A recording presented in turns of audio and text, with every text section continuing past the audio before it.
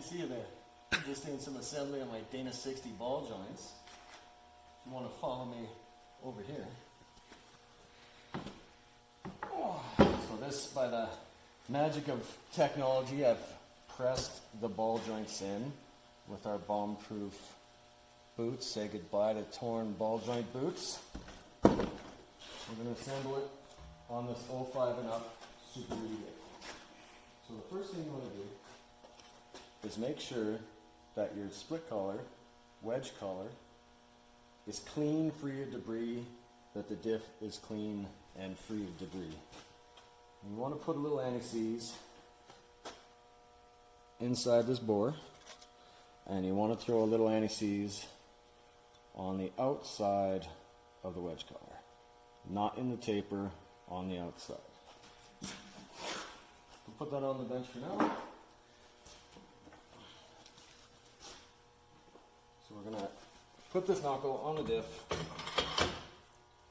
solely concentrating on the lower ball joint for now.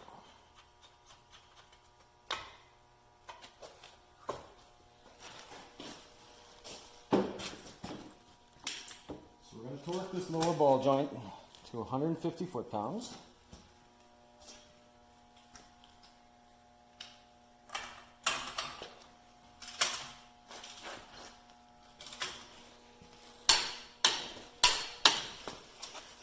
Like so.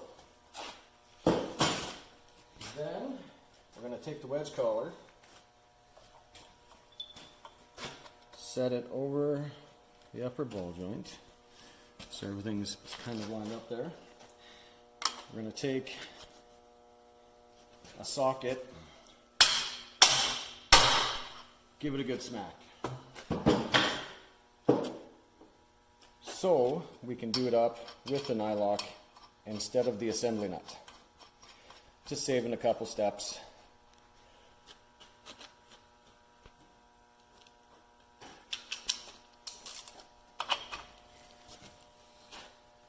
I don't like using impacts on these because it kind of rattles the taper loose and you won't get it started.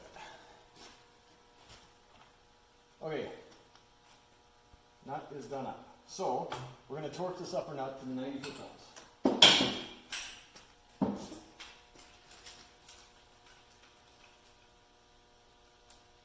We have self-adjusting torque wrenches.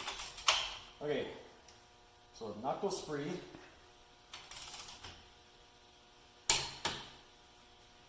Knuckle got tight. We're going to take that same socket, give it another punch, free it up. So we're going to repeat that step one more time, just to make sure nothing's moved. It's still free. If it tightens up, repeat the process, and we'll do a final torque of 110.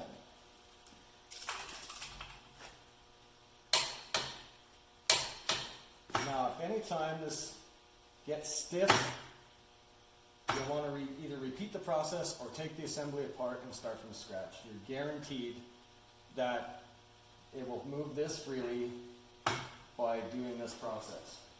If at any point this wedge collar contacts the differential, you have a problem. Reason being, the gap is taken up right here. This essentially becomes a solid piece if there's no gap. It'll take and load the upper ball or the lower ball joint, and there'll be no room for this to move. Essentially, it's going to tighten up the assembly. Worst case scenario, it's going to pull the upper ball joint out of the knuckle. That's why people are running ball joint eliminators. Never heard of her. You can see on this diff, there's hardly any gap, and this is the norm for most ball joints. We've corrected it with our geometry and our engineering skills. So this should never happen. So if you've done the process and it's still tight, disassemble, pull the boots to make sure the boots aren't hanging up. It's happened. Normally, this is what you'll end up with. And at the end of the day, whatever it takes to get to this is what you want.